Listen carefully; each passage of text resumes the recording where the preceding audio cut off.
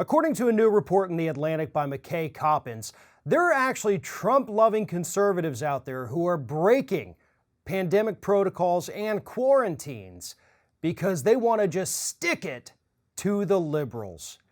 That is what is happening in red counties and red cities and red states all over the country right now, according to the people that McKay Coppins actually went out and spoke to. They told stories about how they would go to their country clubs and they would shake hands and they would embrace one another and they would share golf carts, even though they had specifically been told not to do that because they need to practice social distancing. That was in Georgia. In Texas, similar stories. People saying they're still going out, living their daily lives, ignoring all of the advice because they believe that the liberal media is overhyping this just to hurt Donald Trump. So they really just want to stick it to them.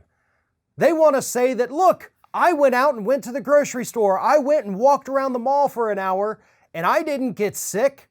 Look how great and wonderful I am, and the liberal media is filled with lies. Now, to that point, let me go ahead and say this one more time. In the early days of this, yes, we have been through a lot of pandemics. We have seen the media overhype things that they certainly should not overhype, and at first I thought this could have been another one of those situations. But folks, that was 2 months ago. Okay, in the last 2 months, a lot has happened. It's pretty obvious that there is no overhyping by the media here. This is the real deal. And I apologize if in the beginning I made it sound like it wasn't. I was skeptical at first, but I have not been since then. But these folks have taken it to a whole new level. They know that we have more than 100,000 people in this country that have already tested positive for this. They know that hospitals do not have the gear that they need to be able to treat people. They know that this thing is spreading like wildfire.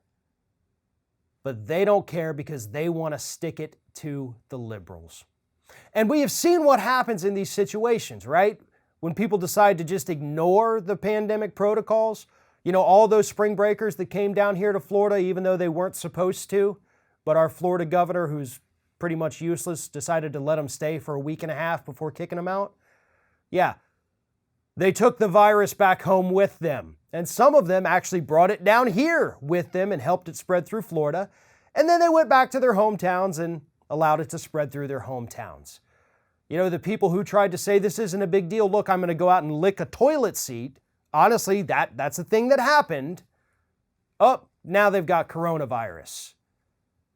Folks, if you do not take this thing seriously, if you do not practice the social distancing, if you do not adhere to the stay-at-home orders, you are putting yourself at risk and everybody else that you come into contact with. And I think that's the problem that conservatives are having right now.